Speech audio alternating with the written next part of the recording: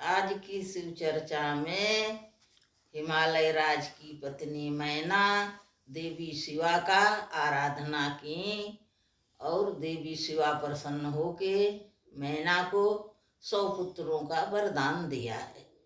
आज यही चर्चा चलेगी शिव चर्चा में। मेरे प्रिय दर्शकों, आप लोगों को पसंद आए तो मेरे सास बहू चैनल को लाइक कीजिए, सब्सक्राइब कीजिए।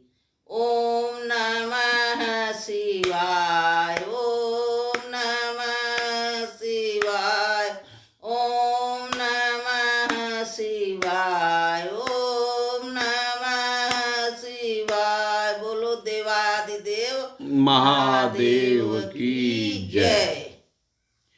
एक बार ब्रह्मा जी नारद को बताने लगे, आज की जो शिव चर्चा का विषय है उसी से संबंधित है। बहुत ही अच्छा प्रसंग है आज का, और देवी का महात्म भी है, शिवा देवी की प्रशंसा भी है।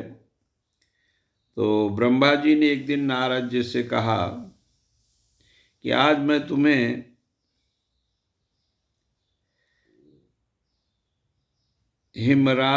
हिमालय की पत्नी मैना द्वारा की गई तपस्या के बारे में बताता हूँ और उससे प्राप्त हुए वरदान के बारे में चर्चा करता हूँ। जब देवता लोग, विष्णुवाद देवता तथा देव समुदाय हिमालय और मैना को देवी की आराधना का उपदेश देकर चले गए, तब गिरिराज हिमालय स्वयं अपनी पत्नी मैना के साथ तपस्या प्रारंभ किए। वे दोनों दिन रात शंभु और शिवा का चिंतन करते हुए भक्तियुक्त चित्त से सम्यक रीत से प्रतिदिन शिव और शिवा की आराधना करने लगे। हिमालय की पत्नी मैना बड़ी प्रसन्नता से शिव सहित शिवा देवी की पूजा करने लगी। वे माँ शिवा के संतोष के लिए सदा ब्राह्मणों को दान देती रहती थी। मन में संतान की कामना ले मैना चैत्र मास के आरंभ से लेकर 27 वर्षों तक प्रतिदिन तत्परता पूर्वक शिवा देवी की पूजा और आराधना में लगी रहीं। वे अष्टमी को उपवास करके नवमी को लड्डू, खीर आदि देवी को भेंट करती थी। गंगा के किनारे औषध प्रस्थ में उमा की मिट्टी की मूर्ति बनाकर नाना प्रकार की वस्तुएं समर्पित करके उनकी पूजा करती थी। मैना देवी कभी निराहार रहती थी, कभी व्रत के नियमों का पालन करती थी, कभी जल पीकर रहने लगी और कभी तो कुछ नहीं पीती थी, हवा पीकर रह जाती थी। विशुद्ध तेज से दमकती हुई मैना ने प्रेम पूर्वक शिवा में चित्त लगाए 27 वर्ष व्यतीत कर दिए। 27 वर्ष पूरे होने पर जगतमयी शंकर कामनी जगदम्बा उमा अत्यंत प्रसन्न हुई। मैना की उत्तम भक्ति से संतुष्ट हुए परमेश्वरी देवी उन पर अनुग्रह करने के लिए उनके सामने प्रकट हुई। तेजोमंडल के बीच में विराजमान तथा दिव्य अवयवों से संयुक्त उमा देवी प्रत्यक्ष दर्शन दे मैना से हंसती हुई बोली, हे गिरिराज हिमालय की पत्नी महासाध्वी मैना, मैं तुम्हारी तपस्या से बहुत प्रसन्न हूँ। तुम्हारे मन में जो अभिलाषा हो उसे कहो। मैना, तुमने तपस्या, व्रत और समाधि के द्वारा जिस जिस वस्तु के लिए प्रार्थना की है वह सब वस्तुएं मैं तुम्हें दूंगी। तब मैना ने प्रत्यक्ष प्रकट हुई कालिका देवी को देखकर प्रणाम किया और हाथ जोड़कर बोली, इस समय मुझे आपके रूप का प्रत्यक्ष दर्शन हुआ है, अतः मैं आपकी स्तुति करना चाहती हूँ।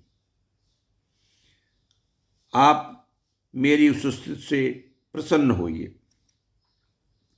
मैना ने देवी की प्रार्थना करते हुए कहा, जो महामाया जगत को धारण करने वाली चंडिका, लोक धारणी तथा संपूर्ण मनोवांछित पदार्थों को देने वाली है, उन महादेवी को मैं प्रणाम करती हूँ।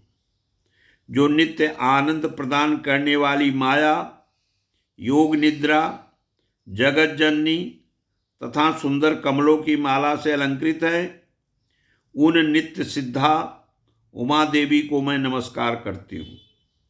जो सबकी मातामही, नित्य आनंदमयी, भक्तों के शोक का नाश करने वाली तथा कल पर्यंत नारियों एवं प्राणियों की बुद्ध रूपिणी हैं, उन देवी को मैं प्रणाम करती हूँ।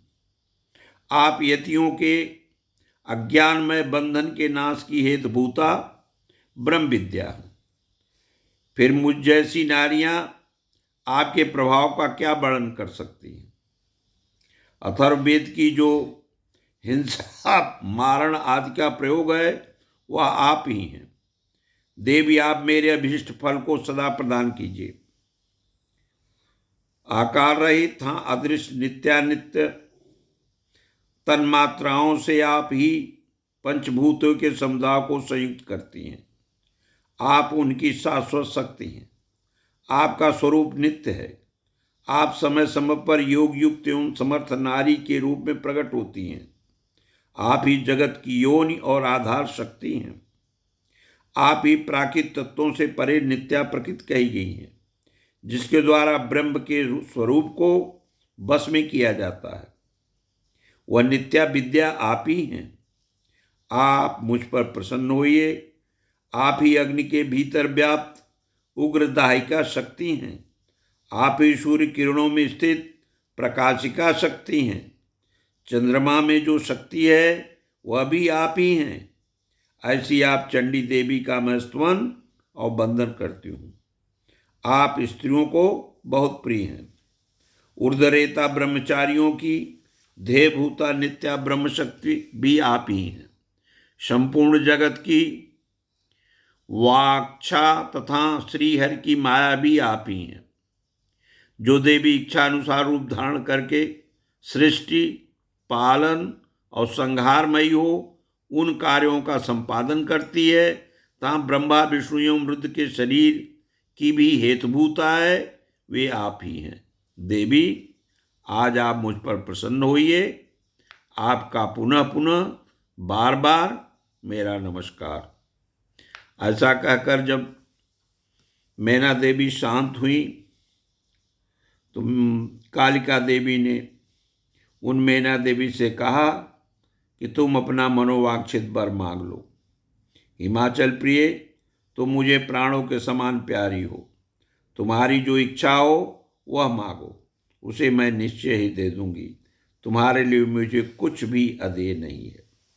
यह जो प्रसंग है वह ऐसी औरतों को सुनना चाहिए, ऐसी महिलाओं के लिए जो निसंतान हों, उनके लिए बड़ा पुण्यकारी संदर्भ है। महेश्वरी उमा का जब इस तरह का वचन हुआ कि तुम्हें जो कुछ मांगना हो मुझसे मान लो,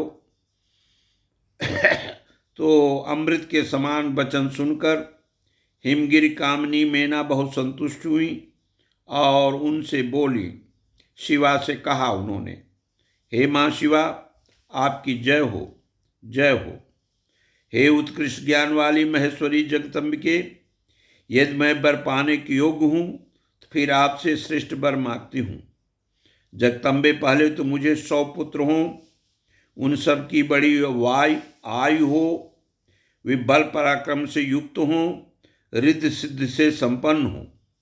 उन पुत्रों के पश्चात मेरे एक पुत्री हो जो स्वरूप और गुणों से सुशोभित होने वाली हो। वह दोनों कुलों को आनंद देने वाली तथा तीनों लोकों में पूजित हो। जगदम्बिके, हे शिवे, आप ही देवताओं का कार्य सिद्ध करने के लिए मेरी पुत्री तथा रुद्रदेव की पत्नी होइए और तदनुसार लीला कीजिए। ऐसा वरदान मैना ने माँ शिवा से प्राप्त किया। जब मैना की बात सुना तो प्रसन्न चित्त होकर देवी उमा ने उनके मनोरथ को पूर्ण करने के लिए मुस्कुराकर कहा कि पहले तुम्हें 100 बलवान पुत्र प्राप्त होंगे, उनमें भी एक सबसे अधिक बलवान और प्रधान होगा जो सबसे पहले उत्पन्न होगा। तुम्हारी भक्ति से संतुष्ट हो मैं स्वयं तुम्हारे यहाँ पुत्री के रूप में अवतीर्ण होंगी, समस्त देवताओं से सेवित हो उनका कार्य सिद्ध करूंगी। ऐसा कहकर जगतधात्री परमेश्वरी कालिका शिवा मेनका के देखते देखते वहीं अदृश्य हो गई। महेश्वरी के अभीष्ट वर पाकर मेनका को भी अपार हर्ष हुआ। उनका तपस्या जनित सारा क्लेश नष्ट हो गया। उनको अब बिल्कुल शारीरिक कोई भी तकलीफ न थी। फिर काल क्रम से मेनका के गर्भ से समयानुसार उनके एक उत्तम पुत्र की प्राप्ति हुई जिसका नाम मैनाक था।